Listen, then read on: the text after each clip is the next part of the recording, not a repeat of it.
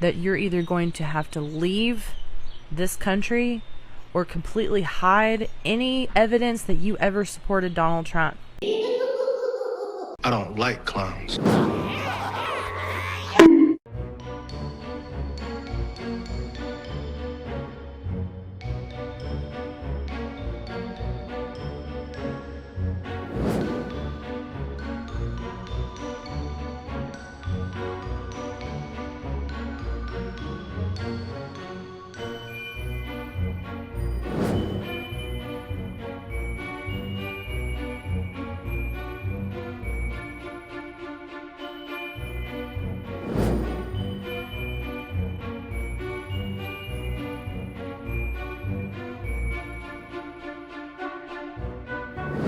Attaboy.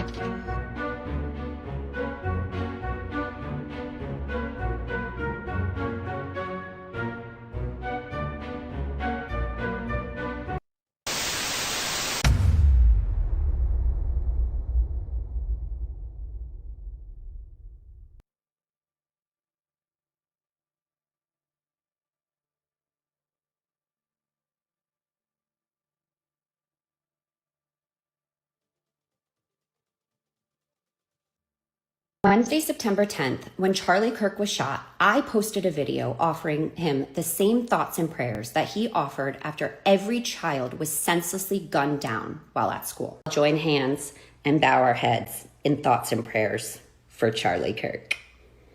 Thoughts and prayers for Charlie Kirk. Thoughts and prayers. Thoughts and prayers. Within an hour, and before any condition was known on Charlie, I posted a follow-up video expressing why I felt the way I did, and even ended with, I hope Charlie Kirk makes a full recovery and goes on to become a gun violence advocate. Since if you have watched any of the videos on my page, you would know I stand firmly on not being violent, and that violence is not the way we are going to fix things in this country. You're a fucking liar. Well, since I posted those two videos, my life has been completely turned upside down, and I have been thrown into what I can only explain as literal hell. I'll bet you'd feel right at home there. First, my address was leaked, and then all of my family's personal information followed. My boyfriend's company, again, It's got dead eyes. I said he's my boyfriend, he is not my husband. That has absolutely nothing to do with TikTok, with my TikTok account, or social media, or politics in general. Read the script. Has been defamed and slandered. Calls and negative reviews started pouring in by the thousands. Someone showed up to his company, entered his private office, and verbally assaulted him. My child, and my family's lives have been threatened thousands of times. It's your playbook. I have received text messages and emails saying I should be raped and murdered, and that people are coming to my house, say my address, and then say they are coming to spray it with bullets. Man, I don't fucking believe you. Man, I don't fucking believe you. I just think it was the video where it called him Dr. Frankenstein and said his monster shot him through the neck. I mean, obviously this is a person, and looking at this is someone who was a husband and a father, and in the days after his shocking death, that happened as a result of his views, or it happened as a result as he was sharing his views publicly with people, that people found it jarring to hear such criticism of that in the immediate aftermath of what death. I find jarring is that there are so many people willing to excuse the most reprehensible things that he said, that they agree with that they're willing to have monuments for him, that they want to create a day to honor him. We don't give a flying fuck what you think. And that they want to produce resolutions in the House of Congress honoring his life and legacy. It is one thing to care about his life, because obviously so many people loved him, including his children and wife. But I am not going to sit here and be judged for not wanting to honor any legacy this man has left behind. That should be in the dustbin of history, and we should hopefully move on and forget the hate that he spewed every single day. Get the fuck out of my country. There will come a day in the not so distant future where MAGA Republicans or former MAGA Republicans will not be able to live in peace in this country anymore. Not before you do, Penguin.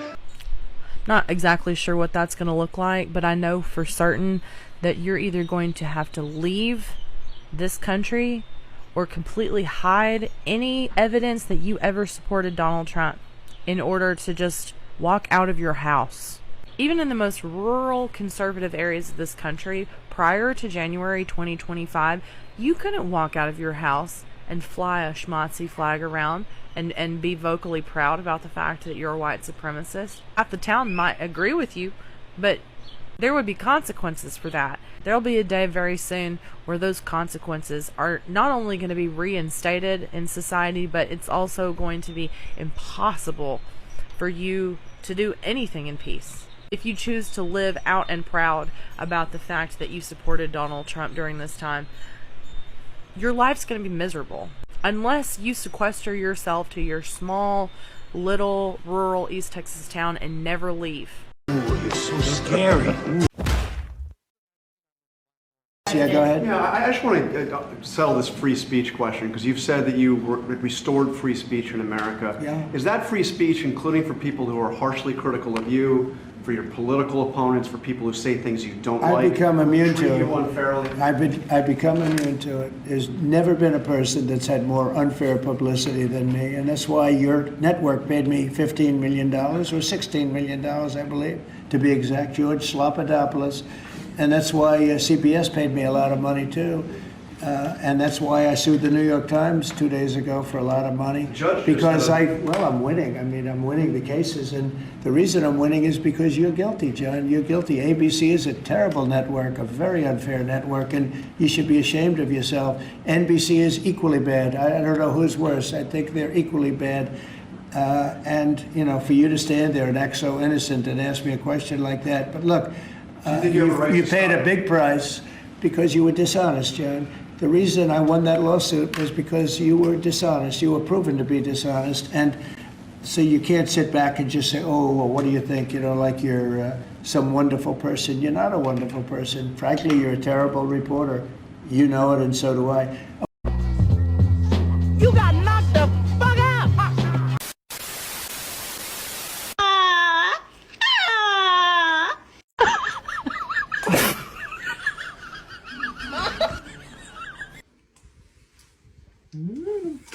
The door is Mars.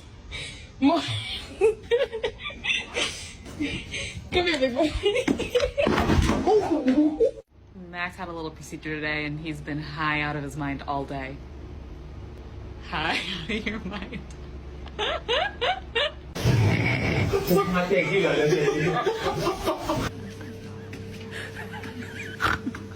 Remy, you okay? Remy, you okay? You good?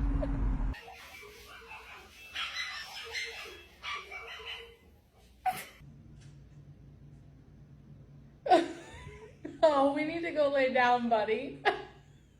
Quit lifting your head, goof. Hold on.